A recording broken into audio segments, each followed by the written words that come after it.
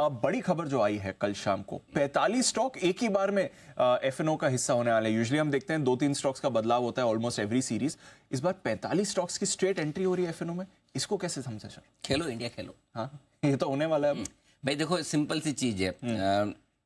Weekly expiry खत्म हो रही है, वॉल्यूम्स कम होंगे। इंडेक्स में वीकली एक्सपायरी जो हो रही थी अब तक कई सारे में, अब खाली एक में रह जाएगी, निफ्टी और सेंसेक्स में। बीएससी पर सेंसेक्स, एनएससी पर निफ्टी। तो जाहिर सी बात है एक्सचेंजेस के वॉल्यूम कम होंगे। एक्सचेंजेस की वॉल्यूम की भरपाई शायद इन वायदा कारोबार के 45 नए खिलाड़ियों की तरफ से होगी।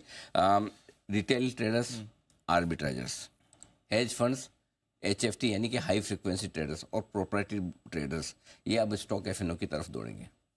जो पहले इंडेक्स में काम ज़्यादा करते थे, अब स्टॉक्स में ज़्यादा काम करेंगे। और जो कुछ पॉपुलर स्टॉक्स होंगे जिनमें कैश मार्केट में होने के बावजूद भरपूर ट्रेडिंग और भरपूर वॉल्यूम होता है, अब उनकी तरफ शिफ्ट होता दिखेगा। क्योंकि देखो, सबको जिसको ट्रेड करना है वो करेगा, कहीं न कहीं तो करेगा जी। आप एक दरवाजा, एक रास्ता बंद करोगे, वो दूसरा खोल लेगा। और खुद अब तो एक्सचेंजेस ने ही खोल लिया कि भाई चलो हम इंडेक्स के बजाय आपको स्टॉक्स दे रहे हैं। और मजे की बात क्या है दीप, जो एक्सचेंजेस के जो इंडेक्स की फ्यूचर्स एंड ऑप्शंस की जो लॉट साइज बढ़ी थी 15 से 20 लाख की गई, इवेंचुअली उसे 30 लाख तक ले जाने का प्लान था।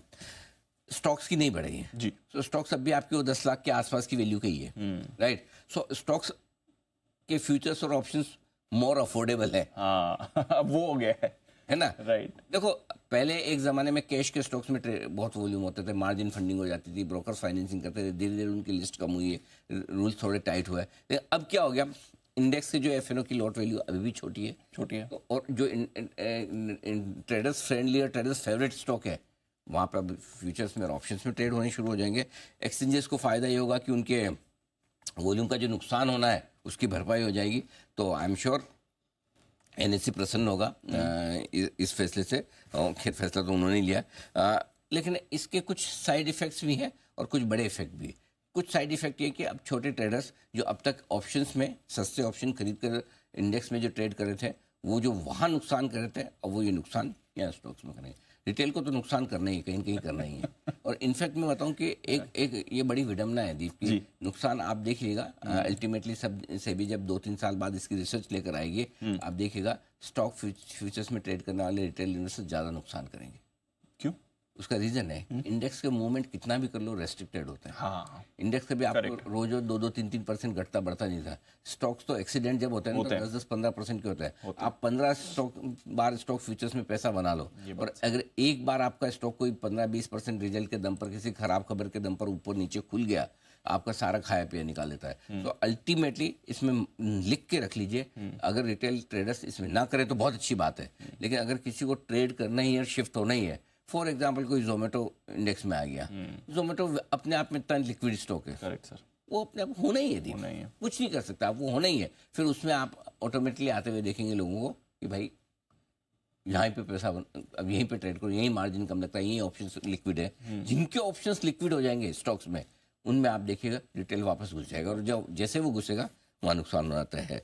कुछ अच्छी बात भी है, अच्छी बात है, कई सारे अच्छे स्टॉक्स हैं, लिक्विड स्टॉक्स हैं, बड़े मार्केट के वाले स्टॉक्स हैं जो अब तक इंडेक्स का हिस्सा नहीं बन पा रहे थे, और मिस्ट्रीज थी जो अब तक खुल नहीं पा रही थी, अब इनके लिए इंडेक्स में आने का रास्ता साफ हो गया।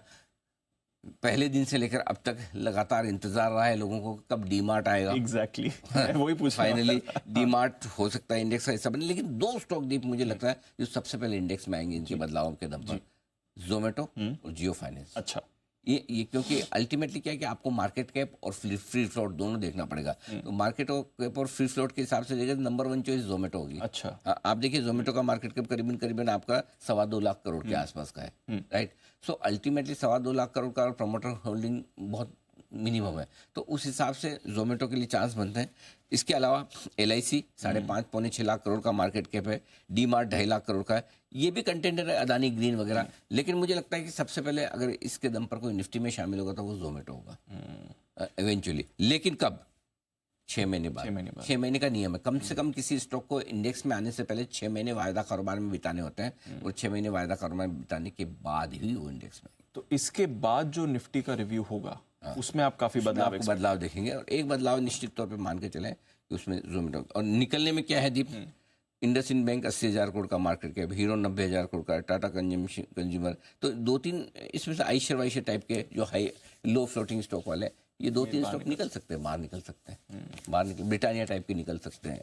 तो थोड़ा ट्रेडिंग लैंडस्केप आने वाले समय में बदलने वाला है। और सबसे बड़ी चीज़ क्या होगी, इनमें से कई स्टॉक ऐसे हैं, अब कई लोग ये मानते हैं, फॉर एग्जांपल लोगों को लगता है कि अब डी मार्ट सपोज इंडेक्स में आ गया तो डी मार्ट के सही वैल्यूएशन पे आ जाएंगे, है ना, जो इतना प्रीमियम वैल्यूएशन मिलता है, ये गलतफहमी है। अच्छा, ये एकदम गलतफहमी है, और कुणाल जाएंगे तो मैं उन्हें समझाऊंगा भी, क्योंकि उन्हें डी मार्ट नहीं बेचना चाहिए। नहीं बेचना चाहिए, हाँ, उन्होंने तो कहा है हमेशा। उसका रीजन बताता हूँ। ट्रेंड फॉर एग्जांपल निफ्टी का हिस्सा है, ये आज भी 80-90 के मल्टीपल पे नहीं ट्रेड कर रहा है। बिल्कुल है, करेक्ट, बिल्कुल है, स्टोरी तो ट्रेंड और डीमार्ट की लगभग सेम है, रिटेल है। बिल्कुल। दूसरी चीज, अभी तक डीमार्ट वही खरीदते थे जो जिनको डीमार्ट पसंद है। जी, अगर समझो निफ्टी में आ गया तो पैसिव बाइंग आएगी, ईटीएफ बाइंग आएगी, वो क्या, अब जो नहीं खरीदना चाहते थे मजबूरी में उनको भी तो खरीदना पड़ेगा। बिल्कुल। सो मेक नो मिस्टेक, ऐसा नहीं कि मतलब 29 नवंबर को जैसे आए डीमार्ट ठोक दो, ये नहीं होने वाला है, इस गलतफहमी मत रहिए। इतना इजी पैसा बनाना होता है सबको, कि सबको पता है कि डीमार्ट भेज दो और 20% उसका वैल्यूएशन घट जाएगा, ऐसा कुछ नहीं होना। ये गलतफहमी में नहीं रहना, थोड़ा बहुत ऊपर नीचे हो एक अलग बात है, बट अल्टीमेटली इतना पैसा जो इंडेक्स में जाता है, ईटीएफ में आता है, उनको खरीदना पड़ेगा ना। Correct sir. अब तक किसी ने टच नहीं किया। अब तक जो डीमार्ट खरीदता वो इसलिए खरीदता कि उन्हें डीमार्ट पसंद है, राइट, है ना। Yes sir. अब तक जोमेटो वो खरीदता है जिन्हें जोमेटो पसंद है।